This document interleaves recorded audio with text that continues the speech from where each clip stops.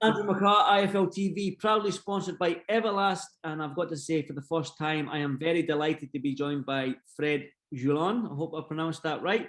Fred, how are you, buddy? I'm very good. How are you? Thank you for having me. No problem. Thank you for coming on.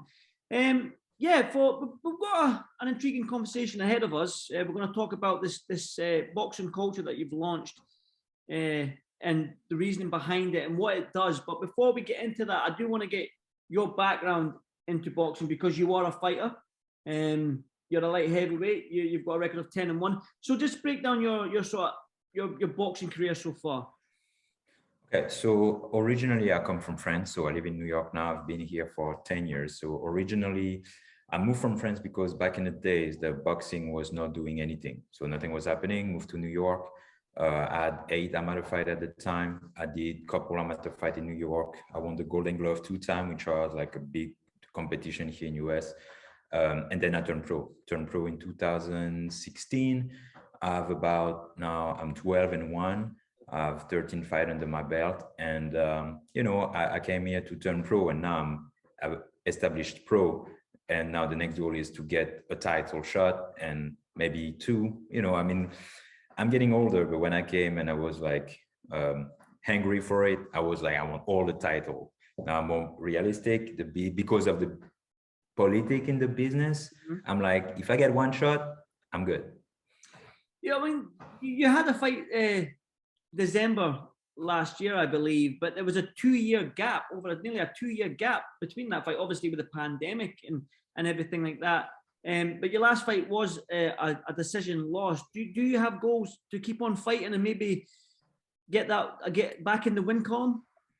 Of course. So what happened to me is, like you said, 2-year layoff. It was mostly politics, my management. I don't have a promoter. So I had a lot of things to deal with. I lost my whole team. My gutman died at the beginning of the pandemic. He was a strong figure in our team. So everything fell apart from there. So I'm like, going back to the fight was a victory for me, even though it was not really what I wanted. I didn't get beat up. When I look at the fight, it looks good. It's a close fight, but I'm not going to say I got robbed. I lost. So I'm looking forward to get back in there. I was happy to be back, and I know my potential. If I'm in good shape, I got a good team behind me, I can go very far. So when are you hoping to be out again? Are you hoping to be out soon? Maybe March, April. We'll see.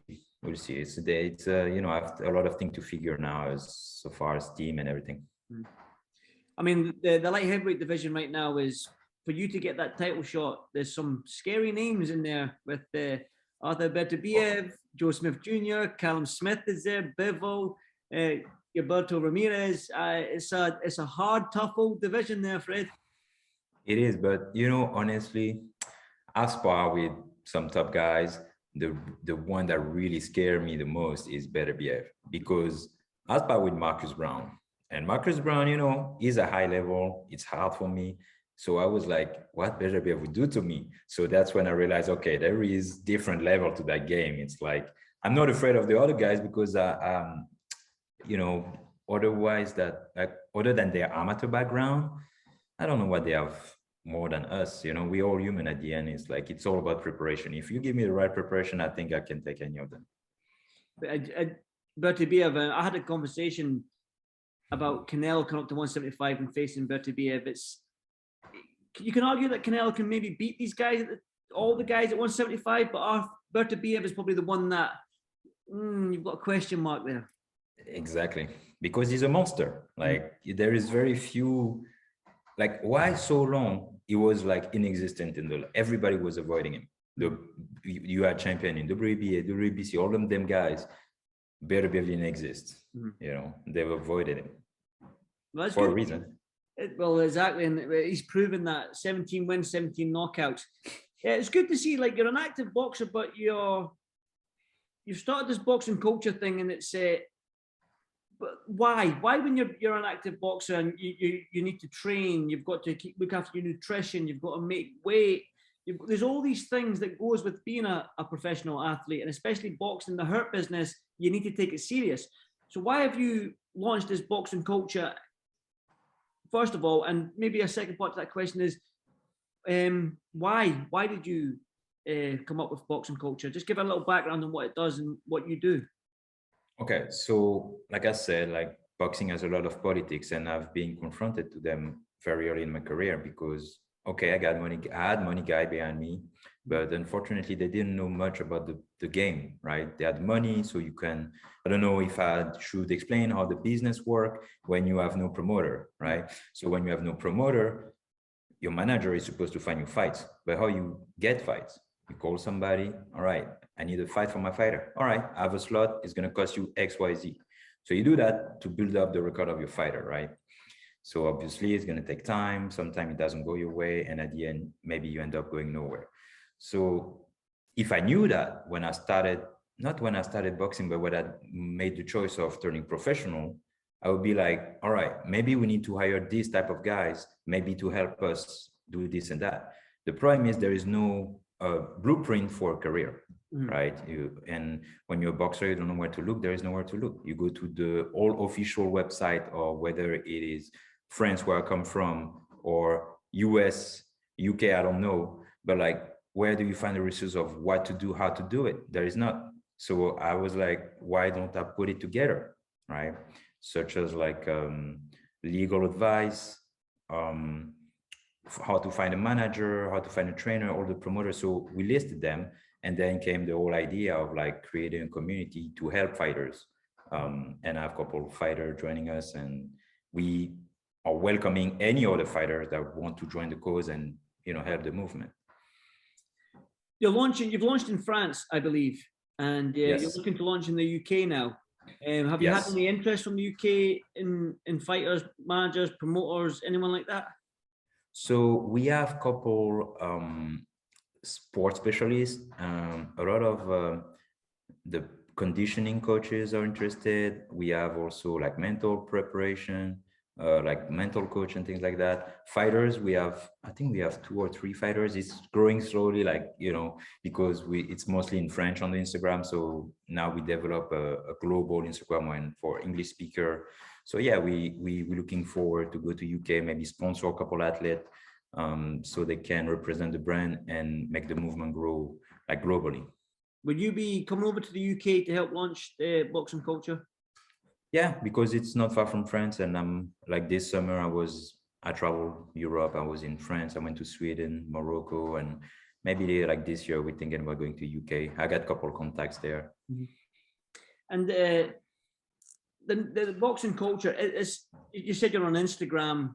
Are you going to create an app or anything like that where fighters can go on an app? So we have a website also where you can find everything, and the app is in a beta version where it's mostly for like group and community. We can communicate through the app. You can join group. You can follow program. We have also free courses on the app. So yeah, it's growing slowly. It takes time, Like everything. Yes, and we are like a team of 3 for now, taking care of all of that, and I hope it's going to grow very fast and very soon. You're saying it's taking its time to speed up and to grow, but how is it looking? You've launched in France. How is it looking right now in France with the community? We are pretty established. So in France, I have like a lot of partners, and in terms of YouTube video, we have some sponsor for the nutrition. We have we organize training camp here in New York, so a lot of fighters are coming here to get their training camp in. This is open worldwide because I have kids from Dubai coming in New York as well. So if they find a website, because I put it in 2 languages, in English and in French, they're gonna. It's open to everybody. It's not necessarily France, but France we have a pretty good following and people are engaging and stuff like that. Like I say, obviously you're still an active professional fighter. How do you juggle your training, your nutrition, your strength and conditioning? How do you juggle that side of things and to launch the boxing culture community as well? So basically, I've always been doing this. I work for myself, so I don't have really a schedule where I have to be at work from 9 to 5. So in the morning I train, then I'll eat, I rest, I maybe walk 1 hour or so on the social and things like that. Then I get back to my training schedule.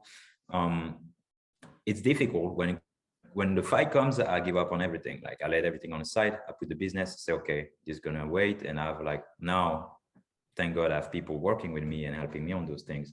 So I can really focus on the fight when the fight comes. But right now I don't have a team. I don't have like my conditioning trainer is a friend I grew up with back in France that sent me program that I have to follow myself for like since I'm in New York. That's what I do. That's why I've been doing it. So when the fight comes, it's very difficult for me, you know, and it's always been like that.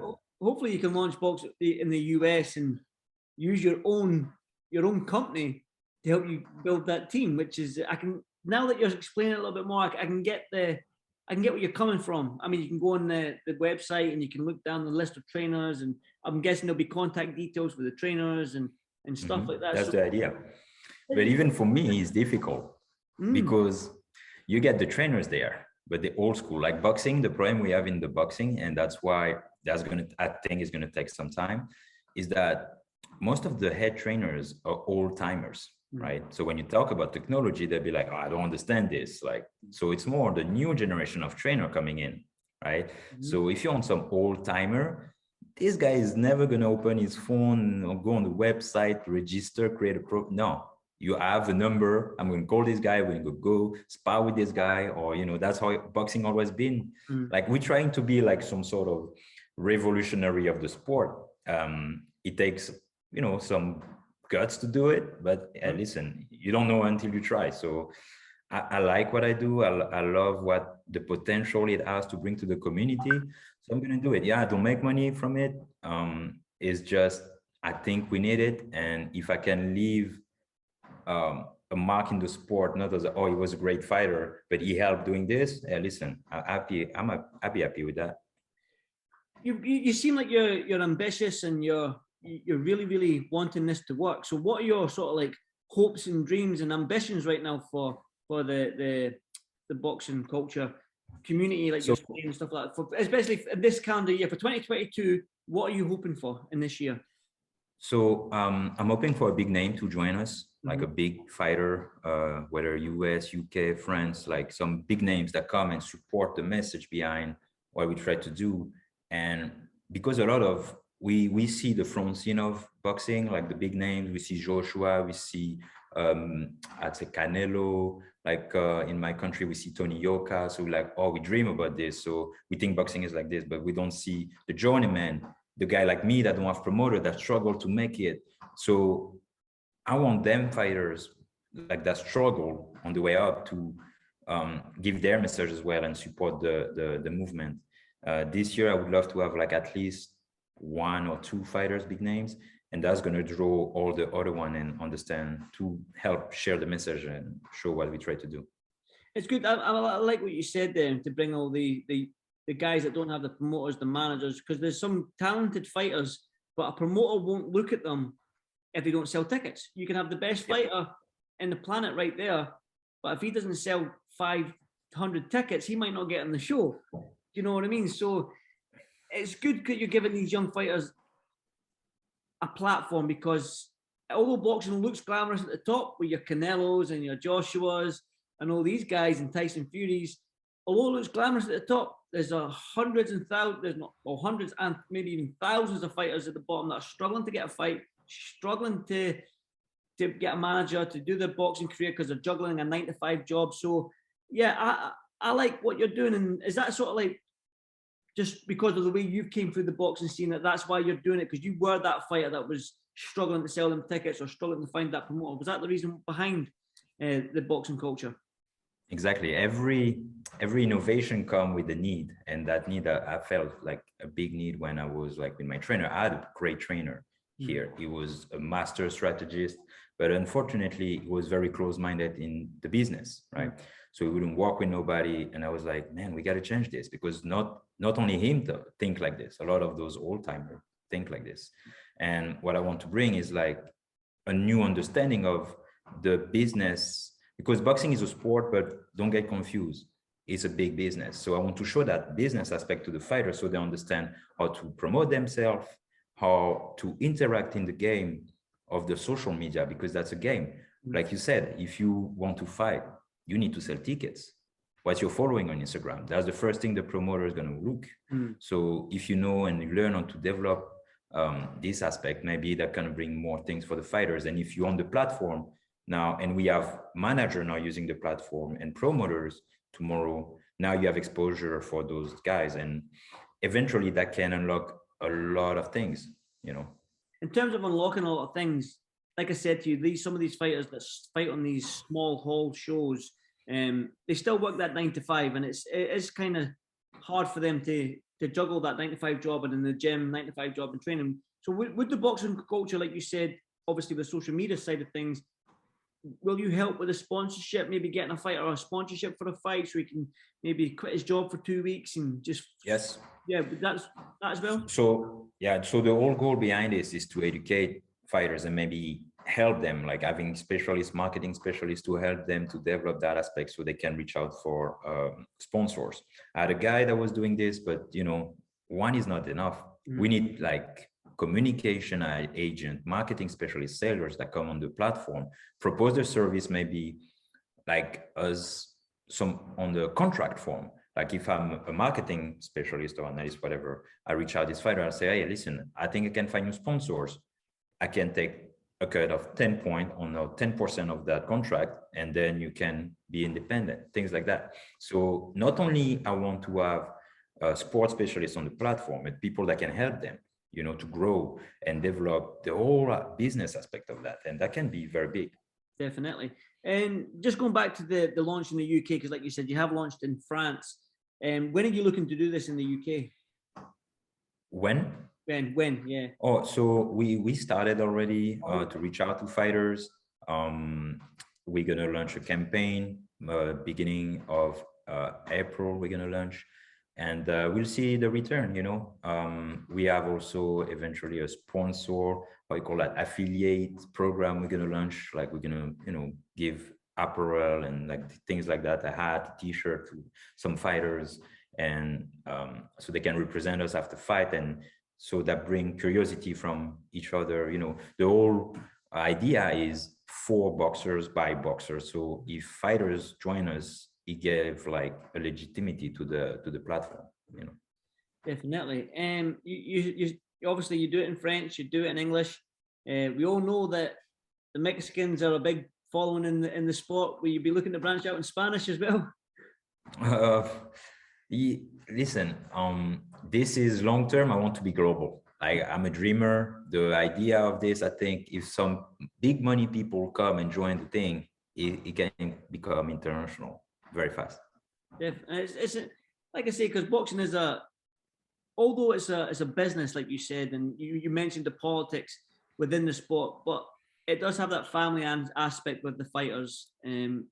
Whether you're sparring a fighter, whether you fight a fighter, we all know there's never any real bad blood after the fight. It can be bad blood. That's true. Once you've shared 12 rounds, 10 rounds with a fighter, you shake hands, you cuddle, you maybe even go for a couple of pints of beer or whatever. So we do know that the boxing community is like a family. So for you, you're hoping to bring that family even closer. Yes, we need it. It's like a tool like Facebook, you know. Facebook brought people together, and I think our boxing community need it, especially, like I said, the small fighter, the big time, the small time fighter, I would say. We need this. We need support. We need, like here, what I'm building in New York, you know, is a small community of fighters helping each other, because a lot of, like I said, it's hard to find trainers, hard to find a good trainer. So what we do, we have a community of fighters, we help each other. So based on that idea, if we can have this worldwide and share our experience, okay, I went through this promoter did that to me, and we can redirect, hey, listen, check this contract, check this lawyer, I know this guy, and that's how we can help each other, and like you said, become a closer family. It definitely sounds very, very interesting. If somebody, a young fighter or anyone that's watching this right now in the UK, because we do have followings in the UK and in the US, where can they follow you? What's the website address, Instagram, and all that sort of stuff? So www.boxingculture.com, and on the Instagram is boxingculture.fr, but now we have boxingculture.world. That's going to be for the English speaking countries. And you know, my name is Julan, Instagram handle The French Revolution. And we have everything is available on the website. If you need legal advice, financial advice, everybody is there. So feel free to check it out. Like, if I've missed anything in this interview right now, they can just hit you up on Instagram and ask you personally. Of course, yeah. I'm always willing to help fighters because as a young amateur, I had the opportunity to come in US through, other, like you say, boxing is a big family. So our trainer at the time hosted us, did everything for us. So I'm doing the same today. I have a young French kid. He's here for like 4-6 weeks and he's in training camp. I help him out. I make sure that he understands what he's getting into, because that's the thing we didn't tell me when I started boxing, like as a professional. They didn't tell me that politic aspect and all the things you have to do in order to get signed. So, I do my best to help to my best knowledge too. That's the thing. There's an old fighter told me once that boxing isn't a sport, it's a business. You agree with that? Yeah. I cannot agree more. I would say it's 80% business, 20% sport. The harder part is when you turn pro and you got to deal with the guy behind the ring. It's like, this is a big, it's a big deal. Yeah. Well, I just want to, obviously, it's fantastic what you're doing, and it's very intriguing, and I'm interested myself in learning more about it. And for any young fighter that wants to make it in the sport, like, it's good what you're doing for them, and I really appreciate that. But for you though, what are you hoping for in your fighting career for 2022? Just obviously with the boxing culture thing is taking a lot of your time, but for your fighting career, what are you hoping for this year? If I get 2 fights this year, so one to get back on a winning strike and another one like with a real opposition, like serious opposition, I'd be happy. Mm-hmm. And then 2023 better opposition and so forth, and then like eventually going up like this. Definitely. It's like I said, you're in a tough old division, that light heavyweight division, so good luck to that. Good luck with that. Thank you. Definitely good luck with the boxing culture. I'm going to go over to Instagram right now and have a wee look and stuff like that. So listen, Fred, absolute pleasure and an honor to meet you and have a chat with you. If there's anything more I can do to help in terms of interview, if you've signed somebody and you want to talk about it and explain a little bit more, then by all means, you've got my email, and just hit me up and we'll do it again. So anything I can do to help, by all means, just please give me a message and we'll do it again. Thank you very much. I really appreciate it. It's like guys like you that can help us grow, because if we do all of this work and nobody talks about it, it's like we don't do it. Nowadays, that's why we work. It's like you can do whatever you want. If it's not on Instagram, it didn't happen, Exactly. So I appreciate you. Thank you for the opportunity. And, I wish you the best as well. Thank you very much. Listen, is there anything else you would like to add about the boxing culture if any fighters are watching this? Go on the website, create a profile, and, use the app. The more people use the app, the more, the community is going to connect to each other. So download the app and, and use it. Definitely use the app. Go over to and have a look. Boxing culture. Fred, good luck with everything. Like I say, I'm only an email away. I'll probably send you an email with my phone number if you need it, and you can just send me a WhatsApp or whatever. Fred, good luck with everything, and hopefully this is the first of many interviews. And if I'm ever in New York, I'll come and find you. Oh, for sure. Amazing. Thank you. Thank you, Fred. Thank you, buddy. Thank you.